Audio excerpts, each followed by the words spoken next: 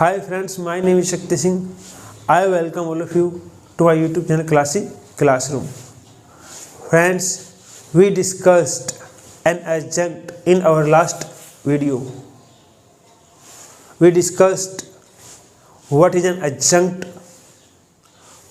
what kind of information does it add in a sentence.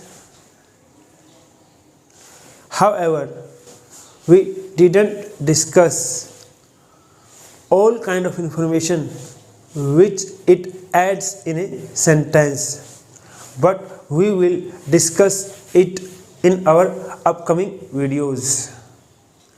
Today we are going to discuss the grammatical terms which play the role of an adjunct in a sentence.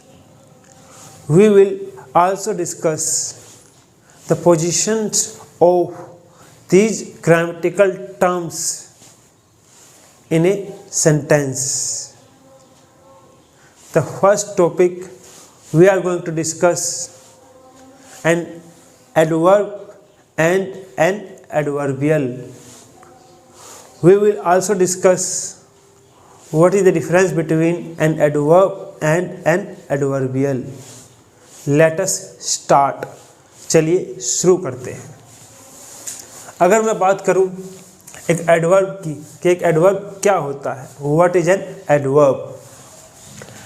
An adverb is a word which modifies describes a verb, an adjective, another adverb और even a whole sentence. दोस्तों, एक adverb अगर हिंदी में कहें तो क्रिया विशेषण उस शब्द को कहते हैं जो कि वाक्य में आने वाली वर्ब यानी क्रिया, एडजेक्टिव यानी कि विशेषण, अनदर एडवर्ब यानी कि किसी दूसरे क्रिया विशेषण और ए होल सेंटेंस यानी कि एक पूरे वाक्य को मॉडिफाइज करता है यानी कि संशोधित करता है। अगर मैं सिंपल वर्ड्स में यानी कि आसान शब्दों में बताऊं तो एक एडवर्ब यानी कि एक क्रिया विशेषण वाक्य में आने वाली क्रिया विशेषण या फिर किसी दूसरे क्रिया विशेषण और एक पूरे वाक्य के अर्थ में एक एक्स्ट्रा इंफॉर्मेशन यानी कि अतिरिक्त जानकारी को ऐड करता है यानी कि जोड़ता है। अगर हम वही बात करें एक एडवर्बियल की कि एक एडवर्बियल क्या होता है, व्हाट इज एन एडवर्बियल, चलो वो भी देख लेते हैं। Something means a word, A phrase and A close which functions like an adverb is called an adverbial। दोस्तों, कुछ भी मतलब ए वर्ड यानी कि एक शब्द, ए फ्रेज यानी कि ए ग्रुप ऑफ वर्ड्स शब्दों का समूह और एक क्लोज यानी कि एक उपवाक्य अगर किसी वाक्य के अंदर एक एडवर्ब की तरह फंक्शन करे यानी कि एक क्रिया विशेषण की तरह कार्य करे तो वो एडवर्बियल कहलाता है। तो यहाँ से हमें यह पता चल रहा है कि अगर जब हम एक एडवर्ब की बात करते हैं तो हम एक शब्द की बात करते हैं, एक सिंगल वर्ड की बात करते हैं जो कि एक वाक्य में एडवर्ब का रोल प्ले करता है यानी कि एडवर्ब का कार्य करता है। लेकिन जब हम एक एडवर्बियल की बात करते हैं तो हम एक ग्रुप यानी कि एक समूह की बात करते हैं जिसके अंतर्गत वो सारी ग्रामेटिकल टर्म्स आती हैं जो कि वाक्य में एडवर्ब का रोल प्ले करती हैं यानी कि क्रिया विशेषण का रोल प्ले करती हैं। खुद एडवर्ब भी एडवर्बियल का ही हिस्सा होता है। अब वो कौन कौन सी ग्रामेटिकल टर्म्स होती हैं जो कि एक वाक्य में एडवर्बियल का रोल प्ले करती हैं। चलिए उन्हें भी देख लेते हैं। एन एडवर्बियल इंक्लूड्स, एक एडवर्बियल सम्मिलित करता है एन एडवर्ब, एक एडवर्ब को। एक एडवर्ब खुद भी एडवर्बियल का ही हिस्सा होता है। For example, he entered the room quietly, कि वह चुपचाप कमरे में दाखिल हुआ। तो जो वर्ड है ये इस वाक्य में एडवर्ब का रोल प्ले कर रहा है और यह इस वाक्य में हाउ का रिप्लाई है। इसी तरह जो हमारा दूसरा ग्रामेटिकल टर्म है वो है एन एडवर्ब फ्रेज। जैसा कि आपको नाम से ही पता चल रहा है, एन एडवर्ब फ्रेज कि एक ऐसा ग्रुप ऑफ वर्ड्स जो वाक्य में एक एडवर्ब का रोल प्ले करे। For example, I visit this place now and then, कि मैं इस स्थान पर कभी कभी आता हूँ। तो नाउ एंड देन एक ग्रुप ऑफ वर्ड्स है जो इस वाक्य में एडवर्ब का रोल प्ले कर रहा है। क्योंकि एक ग्रुप ऑफ वर्ड्स है तो ये एक फ्रेज है, और क्योंकि यह ग्रुप ऑफ वर्ड्स इस वाक्य में एक एडवर्ब का रोल प्ले कर रहा है तो ये एक एडवर्ब फ्रेज है। और ये रिप्लाई है how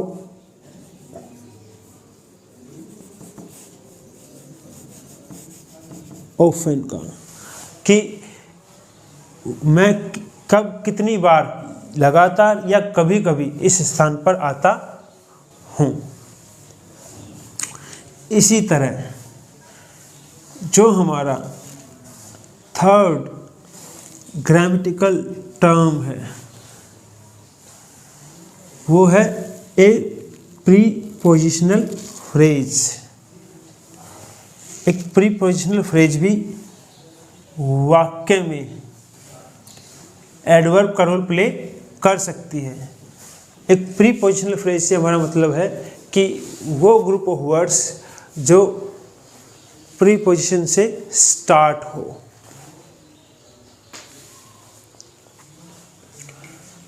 for example, she is standing under a tree, कि वह एक पेड़ के नीचे खड़ी है।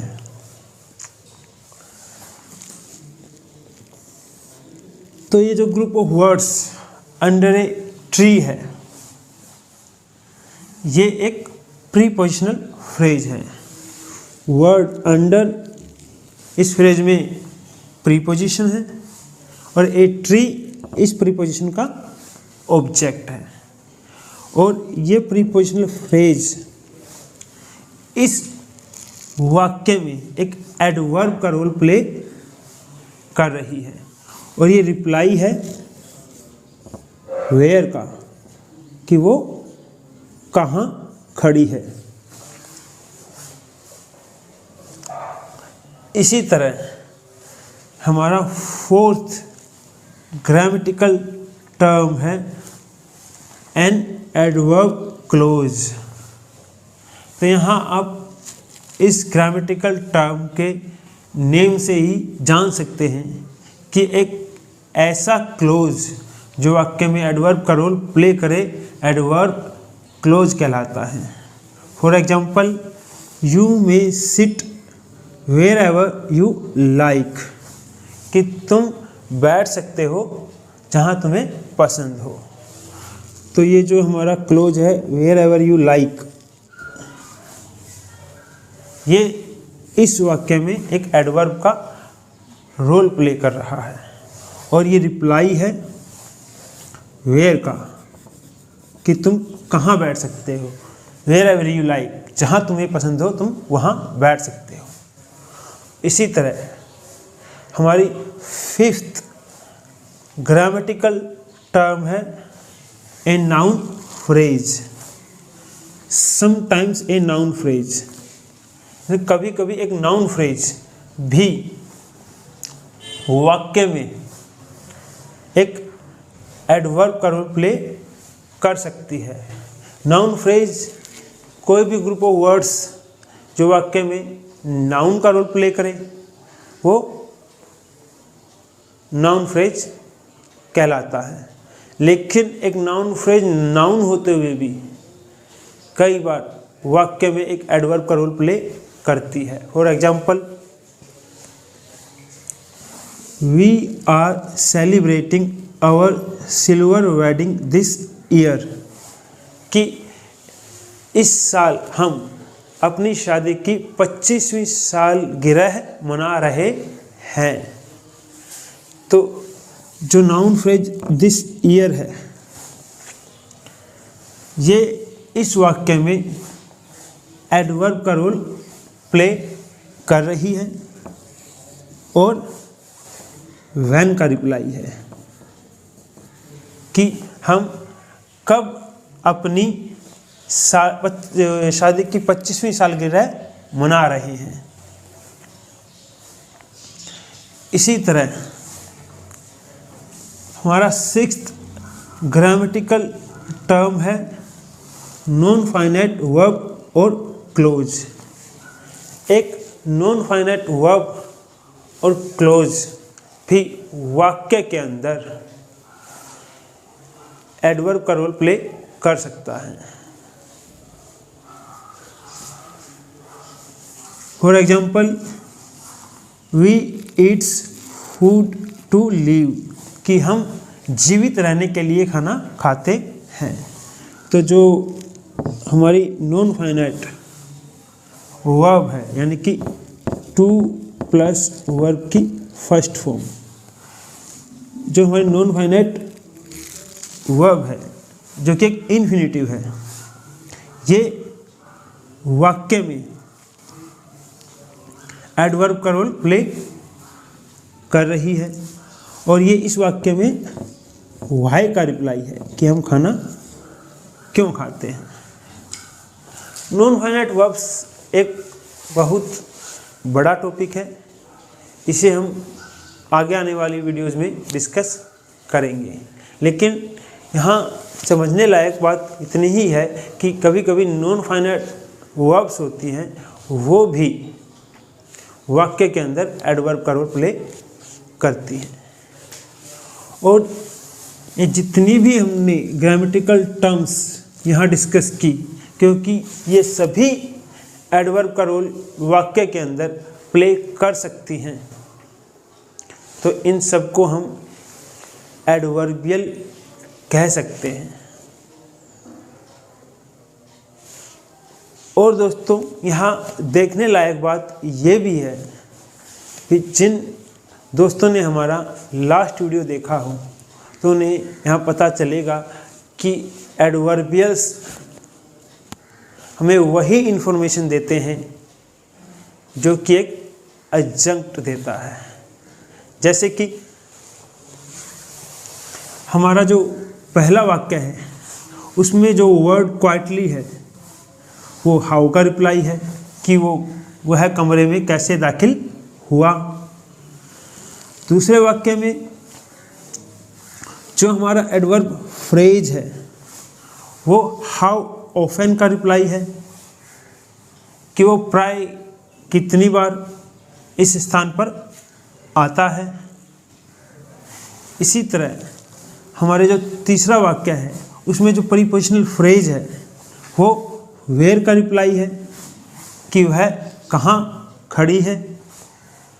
इसी तरह हमारा जो फोर्थ वाक्य है उसमें जो एडवर्ब क्लोज है वो भी वेयर का रिप्लाई है कि तुम कहीं भी बैठ सकते हो जहाँ तुम्हें पसंद हो। इसी तरह जो हमारा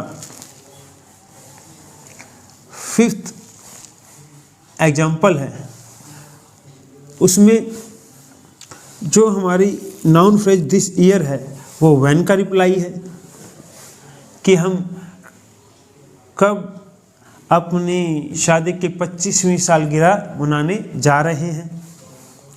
इसी तरह जो हमारा 6th और लास्ट एग्जाम्पल है, उस वाक्य में जो हमारी नॉन फाइनाइट वर्ब जो कि एक इन्फिनेटिव है, वो वाई का रिप्लाई है कि हम खाना क्यों खाते हैं।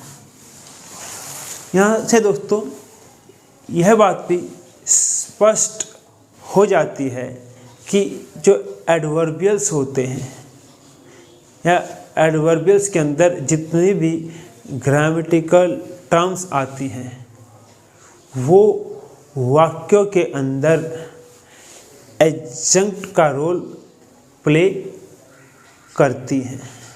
हालांकि एक एडवर्बियल वाक्यों के अंदर कॉम्प्लीमेंट का रोल भी प्ले करता है, लेकिन मोस्टली एडवर्बियल्स वाक्यों के अंदर एडजंक्ट का रोल प्ले करते हैं। इन सभी बातों को अभी हम आगे वीडियो में समझेंगे।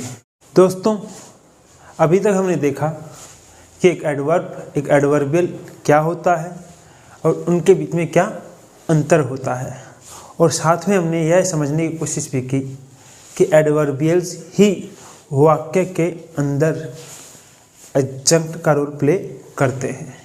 लेकिन यह जरूरी नहीं कि एडवर्बियल्स वाक्य के अंदर एडजंक्ट का रोल ही प्ले करें, वो वाक्य के अंदर एक कॉम्प्लीमेंट का रोल भी प्ले करते हैं। अगर एक एडवर्बियल वाक्य के अंदर कॉम्प्लीमेंट का रोल प्ले कर रहा है तो वह वाक्य को ग्रामेटिकली कंप्लीट करता है। यानी कि इस केस में अगर एडवर्बियल को वाक्य से निकाल दिया जाए तो वाक्य ग्रामेटिकली इनकम्प्लीट होगा। जबकि अगर एक एडवर्बियल वाक्य के अंदर एडजंक्ट का रोल प्ले करता है तो वह वाक्य के अंदर एक सप्लीमेंट्री इन्फॉर्मेशन को ऐड करता है। उस केस में बिना एडवर्बियल के भी हमारा वाक्य ग्रामेटिकली कंप्लीट होता है। इन सभी बातों को हम एग्जाम्पल्स के द्वारा समझेंगे। जैसे कि adverbials most typically function as a adjuncts but may also occur as complements. कि एडवर्बियल्स ज़्यादातर तो एक एडजंक्ट का रोल ही प्ले करते हैं, परंतु वो कभी कभी एक कॉम्प्लीमेंट के तौर पर भी वाक्य के अंदर प्रयोग हो सकते हैं। चलिए इन्हीं बातों को हम एग्जाम्पल्स के साथ समझते हैं। हमारा पहला एग्जाम्पल है I ate my food very slowly. कि मैंने अपना खाना बहुत धीरे धीरे खाया। तो इस वाक्य के अंदर जो एडवर्ब फ्रेज वेरी स्लोली है, यह एक एडजंक्ट का रोल प्ले कर रही है। अगर हम इसको वाक्य से निकाल दें तो हमारा जो वाक्य बचता है वो है आई एट माई फूड। कि मैंने मेरा खाना खाया। तो यहाँ आप देख सकते हैं कि एडवर्बियल के निकालने के बाद भी हमारा जो वाक्य है वो ग्रामेटिकली करेक्ट है। आई एट माई फूड, कि मैंने अपना खाना खाया। यह वाक्य में कुछ भी अधूरा नहीं है। तो हम यहाँ कह सकते हैं कि जो एडवर्ब फ्रेज या एडवर्बियल है वो इस वाक्य के अंदर एक एडजंक्ट का रोल प्ले कर रहा है। इसी तरह हमारा दूसरा एग्जाम्पल है योर सिस्टर इज़ हियर, कि तुम्हारी बहन यहाँ है। अगर देखें तो जो वर्ड हियर है वो इस वाक्य में एक एडवर्बियल है। और अगर हम इस वाक्य में से वर्ड हियर को निकाल दें तो हमारा जो सेंटेंस बचता है वो है your sister is. Your sister is, आप देख सकते हैं कि यह वाक्य इनकम्प्लीट लग रहा है। योर सिस्टर इज आगे क्या, तो इसमें एक ऐसी इन्फॉर्मेशन का अभाव है जो इस वाक्य को ग्रामेटिकली इनकम्प्लीट कर देता है। और वो इन्फॉर्मेशन क्या है, वो है वर्ड हियर की, जो इस वाक्य को कंप्लीट कर रहा है। तो हम कह सकते हैं कि यहाँ पर जो वर्ड हियर है, जो कि एक एडवर्बियल है, वो इस वाक्य के अंदर एक कॉम्प्लीमेंट का रोल प्ले कर रहा है। पहले वाक्य में जो एडवर्बियल है वो हाउ का रिप्लाई है, वो ये बता रहा है कि खाना कैसे खाया जा रहा है, जबकि दूसरे वाक्य में जो एडवर्बियल है वो वेयर का रिप्लाई है और वो यह बता रहा है कि तुम्हारी बहन कहाँ है। इसी तरह हमारा तीसरा वाक्य है शी सिंग्स रियली ब्यूटीफुली, कि वह वास्तव में बहुत अच्छा गाती है। अगर इस वाक्य से हम एडवर्बियल रियली ब्यूटीफुली को निकाल दें तो हमारा वाक्य बचता है शी सिंग्स, कि वह गाती है। यह वाक्य कंप्लीट है। शी सिंग्स, वह गाती है।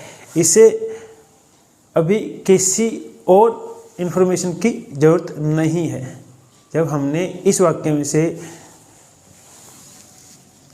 एडवर्बियल को निकाल दिया जो कि है रियली ब्यूटीफुली, तब भी यह वाक्य अपने आप में कंप्लीट है। शी सिंग्स, वह गाती है।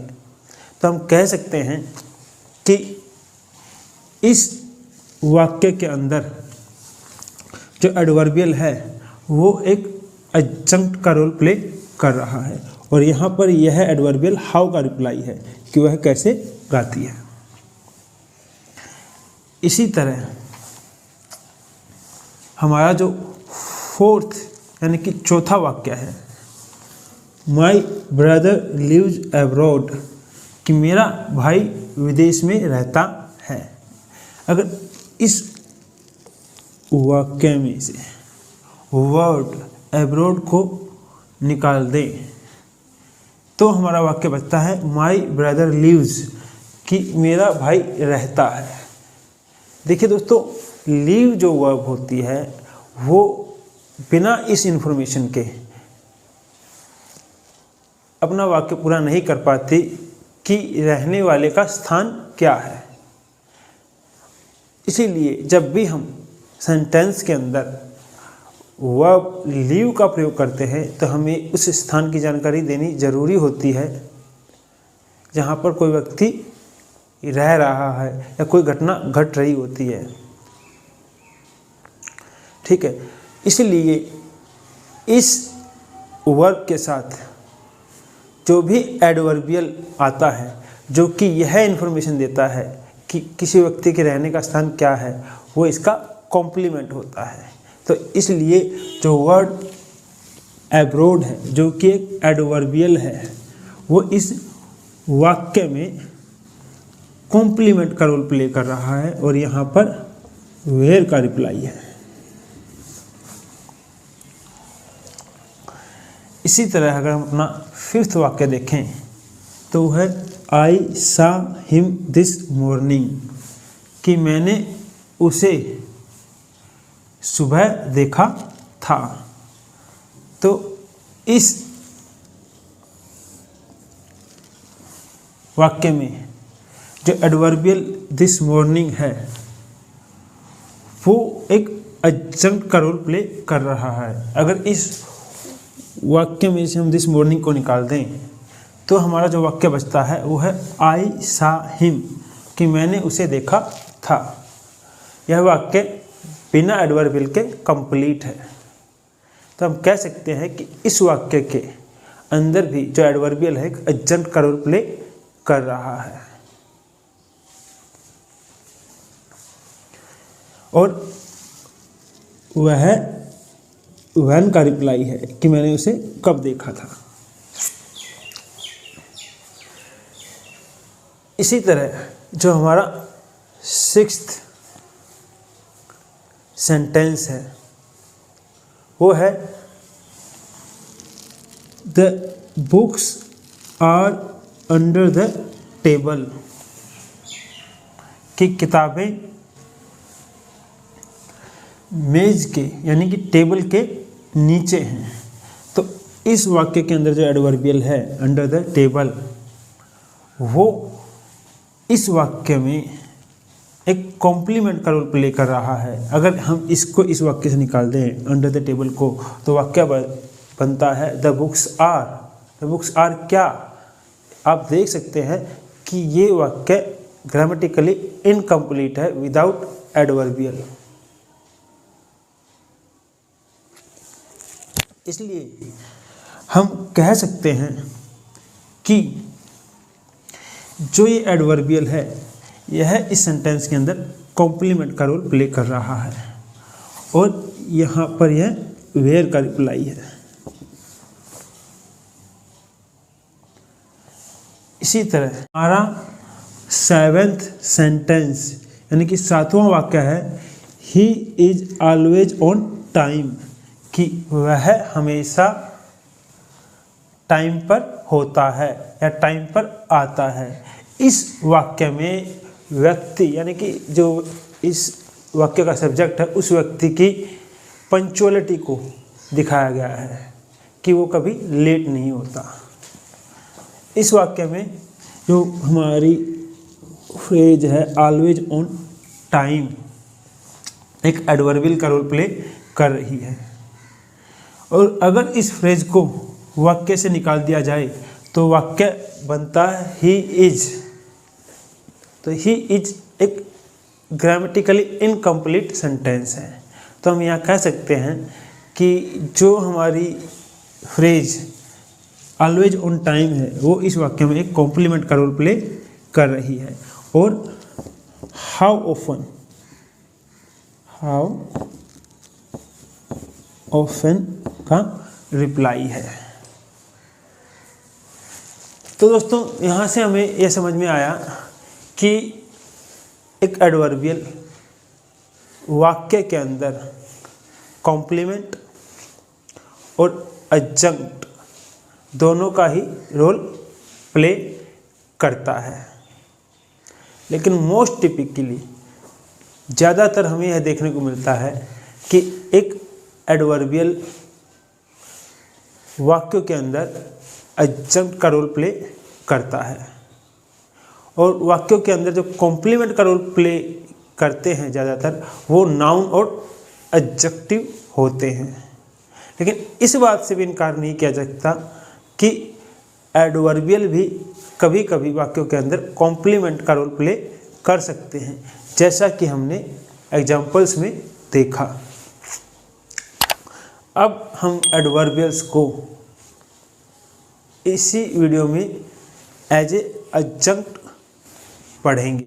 दोस्तों अभी तक हमने डिस्कस किया कि हम एक एडवर्बियल को वाक्यों के अंदर एक एडजंक्ट और एक कॉम्प्लीमेंट दोनों ही तरह से प्रयोग कर सकते हैं, लेकिन एक कॉम्प्लीमेंट के तौर पर एडवर्बियल्स का वाक्यों में प्रयोग बहुत ही लिमिटेड होता है, यानी कि बहुत ही सीमित होता है। ज़्यादातर एडवर्बियल्स ऑफ प्लेस और एडवर्बियल्स ऑफ टाइम ही वाक्यों के अंदर एक कॉम्प्लीमेंट का रोल प्ले करते हैं।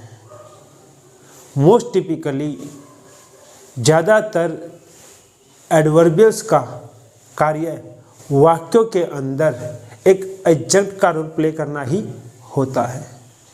और इस वीडियो में हम एडवर्बियल्स को एज एन एडजंक्ट ही पढ़ेंगे, क्योंकि जो हमारी लेक्चर सीरीज चल रही है उसका जो टॉपिक है वो भी एडजंक्ट ही है।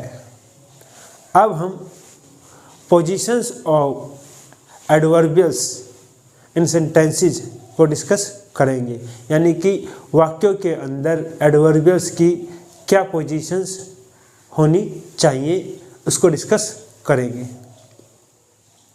दोस्तों, जब हम एक एडवर्बियल को वाक्यों के अंदर एक एडजंक्ट के तौर पर प्रयोग करते हैं तो उसकी वाक्यों के अंदर वही पोजीशंस होती हैं जो कि एक एडवर्बियल की वाक्यों के अंदर होनी चाहिए। और इस टॉपिक को हम लास्ट वीडियो में डिस्कस कर चुके हैं और उन्हीं बातों को हम रिवाइज करेंगे और हम positions of adverbials as a complement, यानी कि एक कॉम्प्लीमेंट के तौर पर एडवर्बियल्स की वाक्यों के अंदर क्या पोजीशन होती है वो भी देखेंगे। चलिए बढ़ते हैं अपने टॉपिक की ओर। दोस्तों, typically an adverbial has 3 positions, कि प्राय एक एडवर्बियल की वाक्यों के अंदर 3 पोजीशन होती हैं। कब? जब एक एडवर्बियल एक एडजंक्ट का रोल प्ले करता है।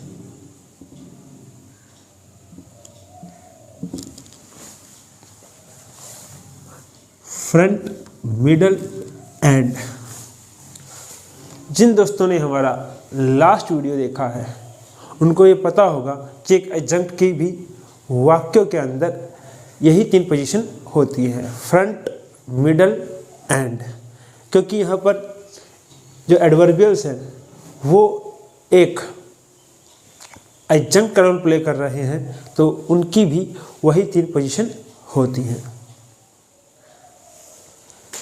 दूसरा दोस्तों, जब हम किसी एडवर्बियल को वाक्यों के मिडल में यानी कि मध्य में प्रयोग करते हैं तो हमें एक बात का ध्यान रखना चाहिए, adverbials are not placed between a verb and its object, कि एक एडवर्बियल को हम वाक्यों के मध्य में वर्ब और उसके ऑब्जेक्ट के बीच में प्रयोग नहीं कर सकते। यह जो पोजीशन होती है एडवर्बियल की, यह सर्वथा गलत होती है। चलिए इन्हीं बातों को हम एग्जाम्पल्स यानी कि उदाहरण के द्वारा समझते हैं। दोस्तों, जब हम किसी एडवर्बियल को एक एडजंक्ट के तौर पर वाक्य के फ्रंट में यानी कि शुरुआत में प्रयोग करते हैं तो सेंटेंस स्ट्रक्चर कुछ इस प्रकार होता है, एडवर्बियल, उसके बाद subject plus verb plus object. For example, quietly she entered the room, चुपचाप वह कमरे के अंदर दाखिल हुई थी। तो इस सेंटेंस में जो हमारा वर्ड क्वाइटली है वो एक एडवर्बियल है और वाक्य के फ्रंट में आया है। इसी तरह जब हम किसी एडवर्बियल को वाक्य के मिडल यानी मध्य में प्रयोग करते हैं तो हमारा सेंटेंस स्ट्रक्चर होता है सब्जेक्ट प्लस एडवर्बियल, उसके बाद verb plus object. For example, she quietly entered the room, कि वह चुपचाप कमरे में दाखिल हुई थी। तो इस वाक्य में जो हमारा एडवर्बियल क्वाइटली है वो वाक्य के मिडल यानी मध्य में आया है। यहाँ ध्यान रखने लायक जो बात है या ध्यान रखने योग्य जो बात है वो ये है कि जब हम एक एडवर्बियल को वाक्य के मिडल में प्रयोग करते हैं तो हम उसे सब्जेक्ट और वर्ब के बीच कहीं रखते हैं। यहाँ जो हमारा वाक्य है एग्जाम्पल के तौर पर, उसमें जो हमारा एडवर्बियल क्वाइटली वाक्य के मिडल में आया है वो भी वाक्य के सब्जेक्ट और वर्ब के बीच में ही आया है। इसी तरह जब हम किसी एडवर्बियल को वाक्य के अंत यानी कि आखिर में यानी एंड पोजीशन पर प्रयोग करते हैं, तब सेंटेंस स्ट्रक्चर कुछ इस प्रकार होता है। Subject plus verb plus object, उसके बाद adverbial. For example, she entered the room quietly, कि वह कमरे में दाखिल हुई थी चुपचाप। लेकिन दोस्तों, जैसा कि हमने अभी डिस्कस किया कि जब हम किसी एडवर्बियल को वाक्य के मिडिल में प्रयोग करते हैं तो हम उसे वाक्य में आई वर्ब और उसके ऑब्जेक्ट के बीच में नहीं रख सकते। यह सेंटेंस स्ट्रक्चर सर्वथा गलत होता है। चलिए देखते हैं। अगर हम किसी एडवर्बियल को वाक्य में आई वर्ब और उसके ऑब्जेक्ट के बीच में रखते हैं तो हमारा सेंटेंस स्ट्रक्चर कुछ इस प्रकार बनता है। Subject plus verb plus adverbial, उसके बाद ऑब्जेक्ट। और यह सेंटेंस स्ट्रक्चर सर्वथा गलत होता है। हम किसी वाक्य में वर्ब और उसके ऑब्जेक्ट के बीच में किसी एडवर्बियल को नहीं रख सकते। यह सेंटेंस स्ट्रक्चर गलत होता है। फॉर एग्जाम्पल, अगर हम लिखते हैं she entered quietly the room, तो इस वाक्य का कोई अर्थ नहीं निकलता और यह वाक्य गलत है। फिर से हम एक बार बात कर लेते हैं कि जब हम किसी एडवर्बियल को वाक्य के मिडिल में प्रयोग करते हैं तो हम उसे वाक्य के सब्जेक्ट और वर्ब के बीच में कहीं रखते हैं। जैसे कि हमारा सेकंड सेंटेंस स्ट्रक्चर है, सब्जेक्ट प्लस एडवर्बियल, उसके बाद वर्ब प्लस ऑब्जेक्ट। यहाँ पर हमने एडवर्बियल को सब्जेक्ट और उसकी वर्ब के बीच में रखा है। यह वाक्य के मिडिल में एडवर्बियल की एकदम सही पोजीशन है। For example, she quietly entered the room, वह चुपचाप कमरे में दाखिल हुई थी। लेकिन जब हम किसी एडवर्बियल को वाक्य के मिडिल में रखते हैं तो हम उसे वाक्य में आई वर्ब और उसके ऑब्जेक्ट के बीच में नहीं रख सकते। यह एडवर्बियल की सर्वथा गलत पोजीशन होती है। और फिर जब हम ऐसे सेंटेंस बनाते हैं, she entered quietly the room, वो भी सर्वथा गलत होते हैं। चलिए दोस्तों, यहाँ तक हमने देखा कि एक एडवर्बियल को जब हम एक एडजंक्ट के तौर पर प्रयोग करते हैं तो उसकी क्या पोजीशंस होती हैं। क्योंकि एक एडजंक्ट वाक्य में ग्रामेटिकल स्ट्रक्चर का हिस्सा नहीं होता, वो वाक्य में एक सप्लीमेंट्री इन्फॉर्मेशन को ऐड करता है। तो इसलिए वाक्य के अंदर एडजंक्ट की कोई फिक्स्ड पोजीशन नहीं होती, वह वाक्य के फ्रंट में, मिडल में और एंड में आ सकता है। लेकिन फ्रंट और एंड की पोजीशन तो एकदम क्लियर है कि वाक्य की शुरुआत में और आखिर में आएगा तो हमें कोई प्रॉब्लम नहीं होती। लेकिन वाक्य के मिडल में रखते हुए हमें कुछ बातों का ध्यान रखना होता है और इन्हीं बातों को हम आगे डिस्कस करेंगे। लेकिन हम अभी एक बात को और देख लेते हैं कि जब हम एक एडवर्बियल को एक कॉम्प्लीमेंट के तौर पर प्रयोग करते हैं तब उसकी वाक्य के अंदर क्या पोजीशन होती है। दोस्तों, जब हम एक एडवर्बियल को वाक्यों के अंदर एक कॉम्प्लीमेंट के तौर पर प्रयोग करते हैं तो उस पोजीशन को कहते हैं पोजीशन ऑफ प्रेडिकेशन। और इस पोजीशन में हमारा एडवर्बियल वाक्य में प्रेडिकेट का हिस्सा होता है। जैसा कि हम जानते हैं कि एक बेसिक सेंटेंस स्ट्रक्चर जो इंग्लिश में होता है वो होता है subject plus verb plus object और कॉम्प्लीमेंट। यानी कि उस सेंटेंस स्ट्रक्चर के बेसिक दो हिस्से होते हैं, सब्जेक्ट और प्रेडिकेट, और जो हमारा कॉम्प्लीमेंट होता है वो प्रेडिकेट का ही हिस्सा होता है और वह हमेशा वर्ब के बाद ही आता है। यानी कि जब हम किसी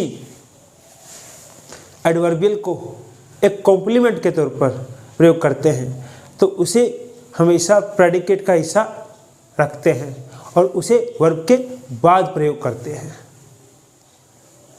for example, someone is near by, कि कोई आसपास है।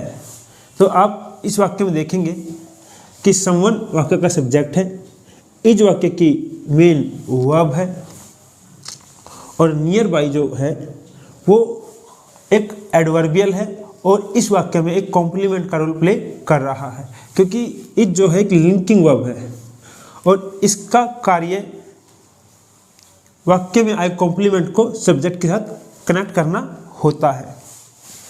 जब हम बी वर्ब को, बी वर्ब से मतलब है इज, एम, आर, वाज, वर, जैसी ये वर्ब होती है, जब ये वाक्य के अंदर एक लिंकिंग वर्ब का कार्य करती हैं तो इनका कार्य होता है अपने बाद आए कॉम्प्लीमेंट को सब्जेक्ट के साथ कनेक्ट करना, और वही कार्य यहाँ पर इज वर्ब कर रही है कि इसके बाद जो एडवर्बियल नियर बाई आया है जो कि एक कॉम्प्लीमेंट है उसको सब्जेक्ट के साथ कनेक्ट कर रही है, क्योंकि कॉम्प्लीमेंट वाक्य का एक महत्वपूर्ण हिस्सा होता है, यह वाक्य के ग्रामेटिकल स्ट्रक्चर का हिस्सा होता है, तो इसकी पोजीशन वाक्य के अंदर फिक्स होती है और ये प्रेडिकेट का हिस्सा होते हैं और वर्ब के बाद आते हैं। तो यहाँ पर जो हमारा एडवर्बियल नियर बाई है वो इज वर्ब के बाद आया है।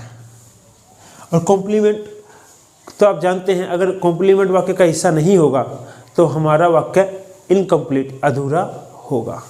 जैसे कि शी इज नियर बाई, यह एक कंप्लीट वाक्य है, लेकिन अगर मैं कहूँ शी इज कि वह है तो यह वाक्य इनकम्प्लीट है। इसको कंप्लीट करने के लिए हमें कॉम्प्लीमेंट की जरूरत पड़ेगी जो कि इस वाक्य के अंदर नियर बाई है। चलिए अब हम अपना दूसरा सेंटेंस देखते हैं। He puts the book on the table, कि वह किताब को टेबल के ऊपर रखता है। इस वाक्य में जो फ्रेज ऑन द टेबल है वो एक कॉम्प्लीमेंट का रोल प्ले कर रही है, क्योंकि जो हमारी पुट वर्ब होती है उसका अर्थ होता है कि किसी वस्तु को कहीं रखना, और जब हम पुट वर्ब के साथ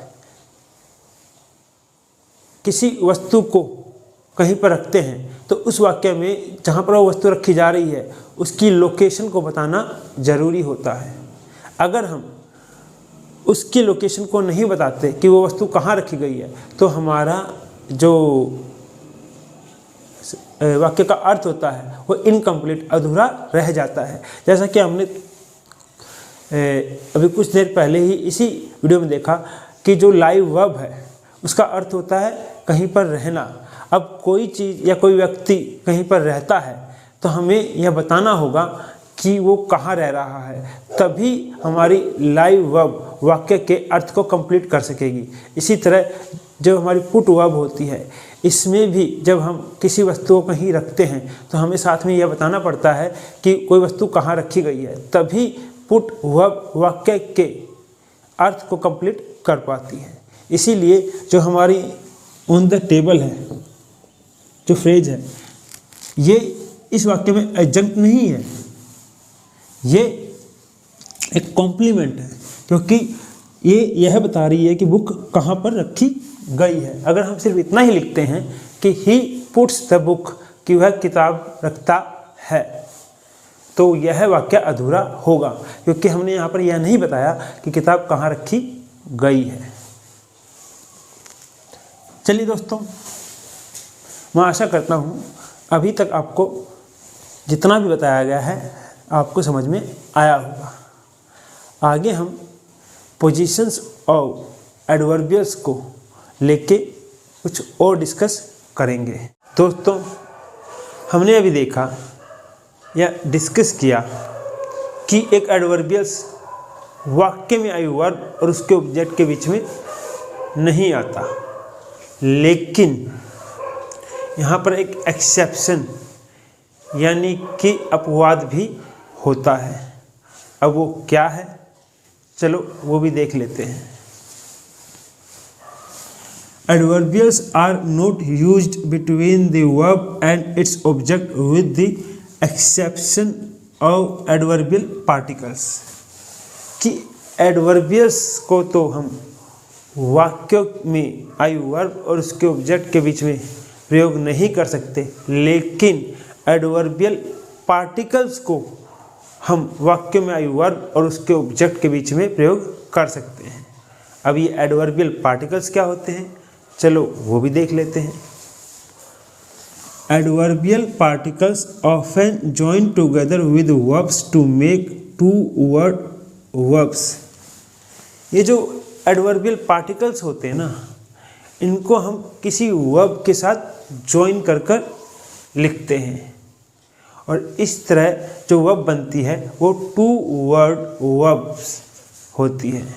वो एक दो शब्दों की एक क्रिया होती है और ये टू वर्ड वर्ब का अपना मीनिंग होता है, अपना अर्थ होता है। फॉर एग्जाम्पल, जैसे हमारी एक वर्ब होती है पुट ऑन।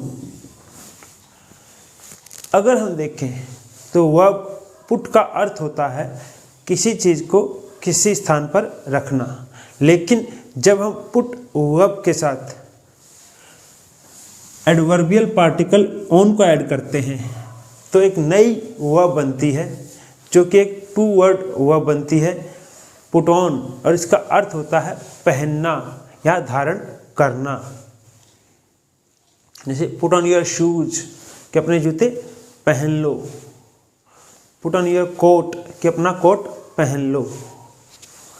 इसी तरह हमारी एक वर्ब होती है टेक ऑफ। अब टेक जो वर्ब होती है इसका अर्थ होता है लेना या फिर किसी को कहीं पर ले जाना, लेकिन जब हम इस वर्ब के साथ एडवर्बियल पार्टिकल ऑफ को ज्वाइन करते हैं या ऐड करते हैं तो हमारी जो वर्ब बनती है वो होती है टेक ऑफ। इसका अर्थ होता है उतारना। जैसे take off your shoes, take off your coat. इसी तरह हमारी जो वर्ब होती है पुट डाउन। इसमें पुट जो वर्ब होती है उसका अर्थ होता है किसी वस्तु को कहीं पे रखना, लेकिन जब अब इसमें एक एडवर्बियल पार्टिकल डाउन को ऐड करते हैं तो हमारी एक टू वर्ड वर्ब बनती है पुट डाउन। इसका अर्थ होता है नीचे रखना या नीचे करना। जैसे पुट डाउन योर हैंड्स कि अपने हाथ नीचे कर लो। इसी तरह हमारी एक और वर्ब होती है गिव अप। गिव वर्ब का अपना अर्थ जो होता है वो होता है देना। जैसे गिव मी योर फोन कि मुझे अपना फ़ोन दो, लेकिन जब हम इसके साथ एक एडवर्बियल पार्टिकल को ऐड करते हैं और वो एडवर्बियल पार्टिकल है अप, तो हमारी जो नई वर्ब बनती है वो होती है गिव अप, और गिव अप का अर्थ होता है त्यागना। जैसे I have given up smoking कि मैंने स्मोकिंग त्याग दी है या छोड़ दी है। तो दोस्तों, जब हम इन टू वर्ड वर्ब्स को वाक्यों में प्रयोग करते हैं तब जो इनके साथ एडवर्बियल पार्टिकल्स आते हैं ये वाक्य में आई वर्ब और ऑब्जेक्ट के बीच में आ सकते हैं। हालांकि हम इन एडवर्बियल पार्टिकल्स को वाक्य में आए ऑब्जेक्ट के बाद भी लिख सकते हैं। दोनों ही कंडीशंस में यानी दोनों ही अवस्थाओं में वाक्य सही होता है। चलिए एग्जाम्पल्स के साथ हम इन बातों को समझते हैं। जैसे हमारा पहला एग्जाम्पल है they put down their hands, कि उन्होंने अपने हाथ नीचे कर लिए। तो यहाँ पर आप देख सकते हैं कि जो हमारा एडवर्बियल पार्टिकल डाउन है ये ऑब्जेक्ट देयर हैंड्स और पुट के बीच में आया है। लेकिन हम इस वाक्य को इस प्रकार भी लिख सकते हैं they put their hands down, कि उन्होंने अपने हाथ नीचे कर लिए।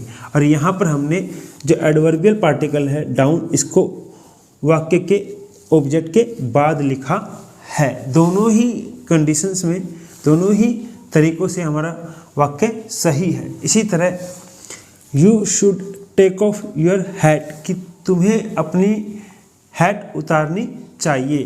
तो यहाँ पर जो हमारा एडवर्बियल पार्टिकल ऑफ है ये वाक्य में आई वर्ब टेक और ऑब्जेक्ट योर हैट के बीच में आया है, मध्य में आया है। लेकिन हम इस वाक्य को ऐसे भी लिख सकते हैं you should take your hat off, कि तुम्हें अपनी हैट उतारनी चाहिए। यहाँ पर जो हमारा एडवर्बियल पार्टिकल है वो वाक्य में ऑब्जेक्ट के बाद आया है।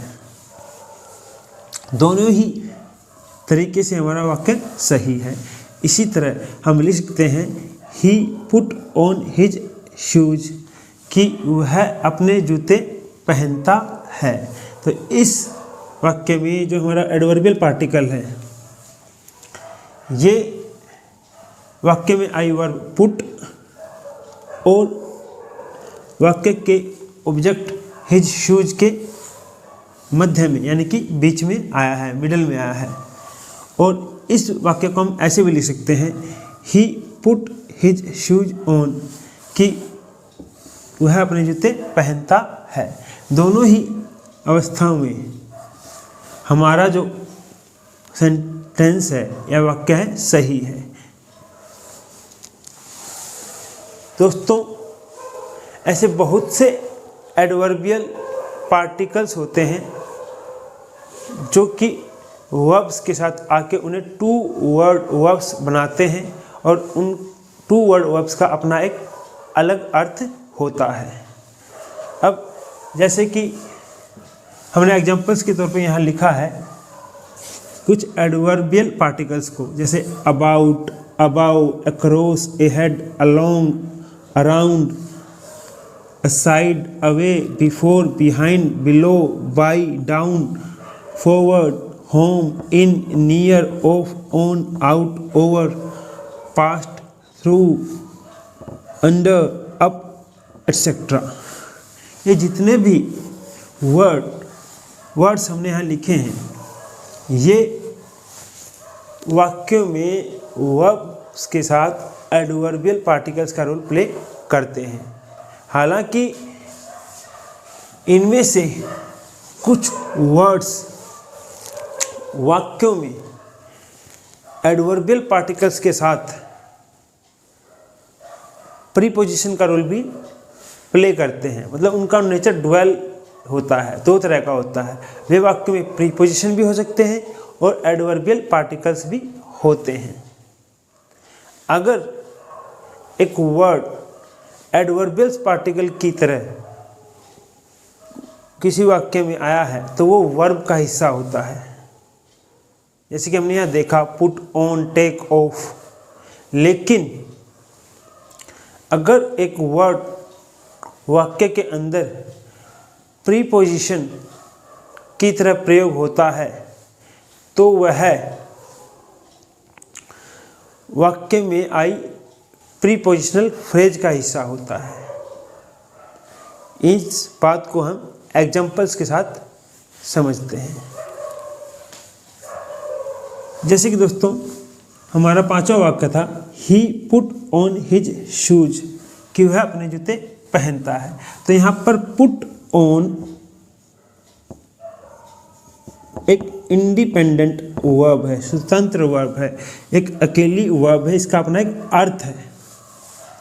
ठीक है, यहाँ पर जो हमारा ऑन है ये एक एडवर्बियल पार्टिकल है और ये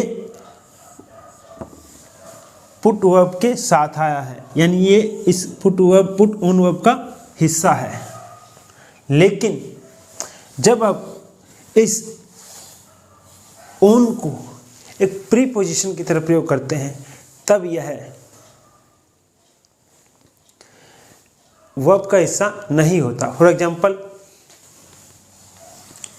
ही put the book on the table, कि वह किताब को मेज पर रखता है या टेबल पर रखता है। तो दोस्तों यहाँ पर जो ये ऑन आया है ये prepositional phrase on the table का हिस्सा है।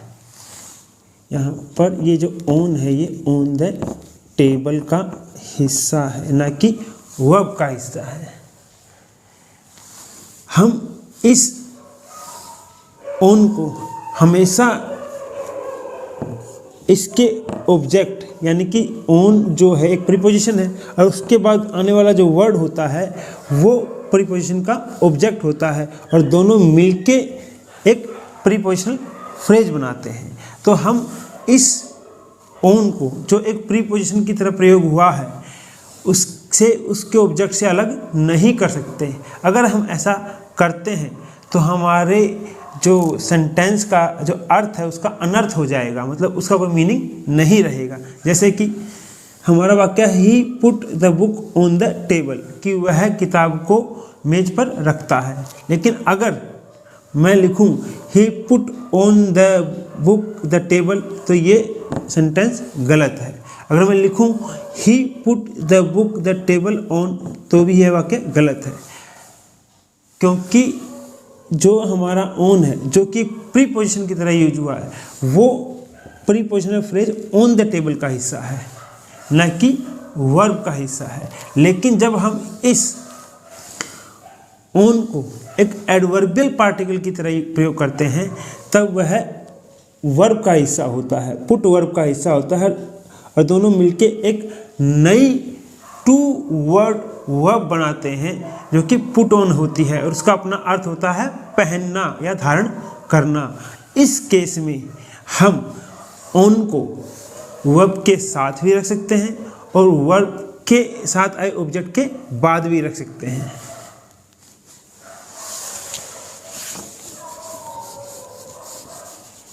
तो दोस्तों जो एडवर्बियल पार्टिकल्स होते हैं इनको हम एडवर्बियल पार्टिकल और प्रीपोजिशन दोनों ही तरीके से प्रयोग कर सकते हैं। जैसे कि हमने देखा, जैसे कि हमने कुछ वर्ड देखे थे, इनमें जो हमारा वर्ड अबाउट होता है, अबव होता है, अक्रॉस होता है, ऑन है, इन है, ये जो वर्ड है ये वाक्यों के अंदर एडवर्बियल पार्टिकल और प्रीपोजिशंस दोनों ही तरह से प्रयोग किए जा सकते हैं। लेकिन कुछ एडवर्बियल पार्टिकल्स ऐसे होते हैं जो सिर्फ एडवर्बियल पार्टिकल्स की तरह प्रयोग किए जा सकते हैं, उन्हें हम प्रीपोजिशन की तरह प्रयोग नहीं कर सकते। फॉर एग्जांपल, बैक है, अवे है, ये जो एडवर्बियल पार्टिकल्स होते हैं ये सिर्फ एडवर्बियल पार्टिकल्स की तरह ही वाक्य में प्रयोग हो सकते हैं, इनको हम प्रीपोजिशन की तरह प्रयोग नहीं कर सकते। इसी तरह कुछ प्रीपोजिशंस ऐसी होती हैं जो सिर्फ वाक्य में प्रीपोजिशंस की तरह प्रयोग होती है, उनको हम एडवर्बियल पार्टिकल की तरह प्रयोग नहीं कर सकते। जैसे कि फ्रॉम है, ड्यूरिंग है, ये जो प्रीपोजिशन होती हैं इनको हम सिर्फ प्रीपोजिशन की तरह प्रयोग कर सकते हैं, इन्हें हम वाक्यों में एडवर्ब पार्टिकल की तरह प्रयोग नहीं कर सकते। चलिए दोस्तों, यहाँ से आपको समझ में आया होगा कि हम किसी एडवर्बियल को वाक्यों में वर्ब और उसके ऑब्जेक्ट के बीच में नहीं रख सकते, लेकिन एक एडवर्बियल पार्टिकल को जो कि वाक्य में आई वर्ब का ही हिस्सा होता है उसे वाक्य में आई वर्ब और उसके ऑब्जेक्ट के बीच में रख सकते हैं, और हालांकि उसको हम वाक्य में आई वर्ब के ऑब्जेक्ट के बाद भी रख सकते हैं। दोनों ही कंडीशंस में, दोनों ही अवस्थाओं में हमारा वाक्य सही होता है। दूसरा, जो एडवर्बियल पार्टिकल्स होते हैं ये वाक्य में प्रीपोजिशंस का रोल भी प्ले करते हैं, ये ड्वेल नेचर रखते हैं। For example in, on, of, ये कुछ ऐसे या कुछ और भी एडवर्बियल पार्टिकल्स होते हैं, ये ड्वेल नेचर के होते हैं। ये प्रीपोजिशंस और एडवर्बियल पार्टिकल्स दोनों का ही रोल प्ले करते हैं। लेकिन कुछ एडवर्बियल पार्टिकल्स ऐसे भी होते हैं जो सिर्फ एडवर्बियल पार्टिकल्स का ही रोल प्ले करते हैं। For example back, away. और इसी तरह कुछ प्रीपोजिशंस ऐसी होती हैं जो सिर्फ प्रीपोजिशंस का ही रोल प्ले करती हैं, वो एडवर्बियल पार्टिकल्स का रोल प्ले नहीं करती। For example from, during. चलिए दोस्तों, मैं आशा करता हूँ जितना भी यहाँ तक अभी बताया गया है आपको समझ में आया होगा। अब हम आगे बढ़ते हैं। दोस्तों, जब हम वाक्यों में एडवर्बियल्स का प्रयोग एक एडजंक्ट के तौर पर करते हैं, तब हमें एक और इम्पोर्टेंट पॉइंट यानी एक और विशेष बात का ध्यान रखना चाहिए। वो इम्पोर्टेंट पॉइंट यानी वो विशेष बात ये है कि longer adverbials are used after shorter adverbials, कि लॉन्गर एडवर्बियल्स का प्रयोग हमें शॉर्टर एडवर्बियल्स के बाद करना चाहिए।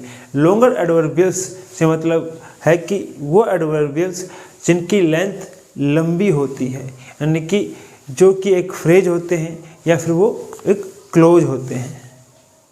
और शॉर्टर एडवर्बियल्स वो होते हैं जिनकी लेंथ कम होती है, वो वर्ड होते हैं जो वाक्यों में एडवर्बियल्स का रोल प्ले करते हैं। चलिए इस इम्पोर्टेंट पॉइंट यानी इस विशेष बात को हम एग्जाम्पल्स के द्वारा समझते हैं।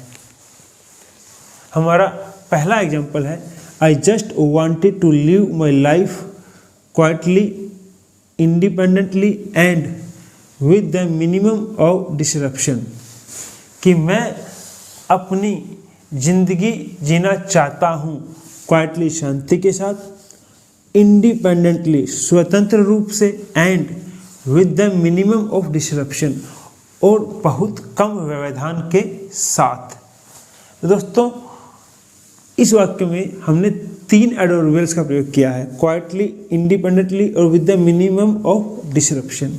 क्योंकि जो क्वाइटली और इंडिपेंडेंटली है वो सिंगल वर्ड एडवर्बियल्स हैं और शॉर्टर एडवर्बियल्स हैं, तो उनको हमने longer adverbials with the minimum of disruption से पहले प्रयोग किया है। With the minimum of disruption जो है लॉन्गर एडवर्बियल्स है, एक वो एडवर्बियल फ्रेज है, इसलिए हमने इसे शॉर्टर एडवर्बियल्स के बाद प्रयोग किया है। हालांकि जो क्वाइटली और इंडिपेंडेंटली है ये शॉर्टर एडवर्बियल्स हैं, सिंगल वर्ड एडवर्बियल्स हैं, ये अपने पोजीशन को इंटरचेंज कर सकते हैं वाक्य के अंदर। लेकिन जो हमारा longer adverbials with the minimum of disruption है, जो कि एक एडवर्बियल फ्रेज है, उसको हमें लास्ट में ही लिखना पड़ेगा। इसी तरह जो हमारा दूसरा वाक्य है, I met my friend yesterday at 6 o'clock, कि मैं कल अपने दोस्त से 6 बजे मिला था। तो दोस्तों, इस वाक्य के अंदर 2 एडवर्बियल्स हैं, येस्टरडे और एट 6 o'clock। येस्टरडे एक सिंगल वर्ड एडवर्बियल है और जो एट 6 o'clock है वो एक एडवर्बियल फ्रेज है, यानी एक ग्रुप ऑफ वर्ड्स है जो कि एडवर्बियल का रोल प्ले कर रहा है। तो एट 6 o'clock एक लॉन्गर एडवर्बियल है और येस्टरडे एक शॉर्टर एडवर्बियल है।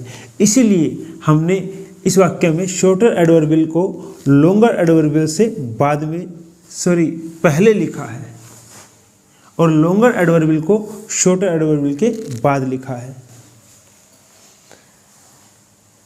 इसी तरह जो हमारा तीसरा वाक्य है, they will help you unconditionally now, कि वो तुम्हारी सहायता करेंगे अब बिना किसी शर्त के।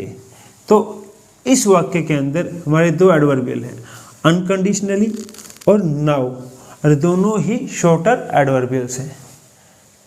तो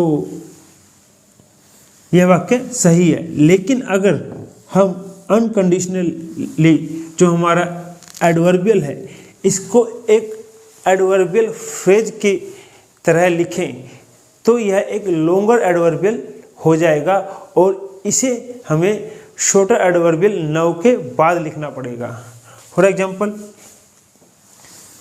they will help you now without any condition, कि वे अब तुम्हारी सहायता करेंगे बिना किसी शर्त के। तो जो हमारा शॉर्टर एडवर्बियल अनकंडीशनली था, हमने उसको एक एडवर्बियल फ्रेज की तरह लिख दिया विदाउट एनी कंडीशन, और इसलिए यह एक लॉन्गर एडवर्बियल हो गया। तो इसको हमें शॉर्टर एडवर्बियल नाउ के बाद लिखना पड़ेगा। अनकंडीशनली, अनकंडीशनली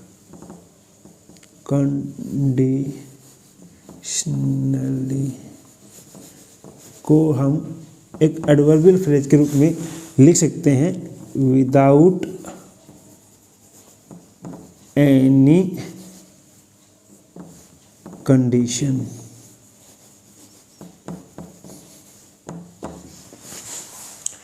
इसी तरह जो हमारा फिफ्थ वाक्य है, दे will deliver it here tomorrow, कि वे इसे यहाँ कल डिलीवर कर देंगे।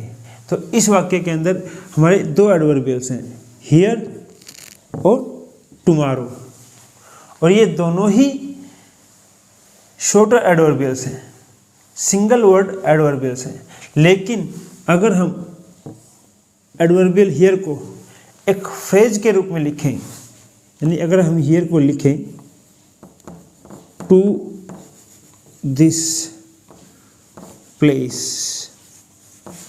तो ये एक लॉन्गर एडवर्बियल हो जाएगा, और उस केस में हमें इस एडवर्बियल हियर को अगर हम एक एडवर्बियल फ्रेज बनाते हैं तो उस केस में हमें इसे शॉर्टर एडवर्बियल टुमारो के बाद लिखना पड़ेगा। For example, they will deliver it tomorrow to this place, कि वो इसे कल यहाँ डिलीवर कर देंगे। तो दोस्तों, मैं आशा करता हूँ कि आप लोगों को यह समझ में आया होगा कि वाक्यों के अंदर लॉन्गर एडवर्बियल्स हमेशा शॉर्टर एडवर्बियल्स के बाद लिखे जाते हैं। और इस वीडियो में हमने एडवर्बियल्स और एडवर्बियल्स एज एन एडजेक्ट को लेकर जो कुछ भी सीखा है वो जानकारी आपके लिए बहुत ही महत्वपूर्ण रही होगी और आपको कुछ नया सीखने को मिला होगा। और मैं आपसे आशा करता हूं कि आप इस वीडियो को ज़्यादा से ज़्यादा लाइक करेंगे और शेयर करेंगे ताकि ज़्यादा से ज़्यादा लोगों तक यह वीडियो पहुंच सके।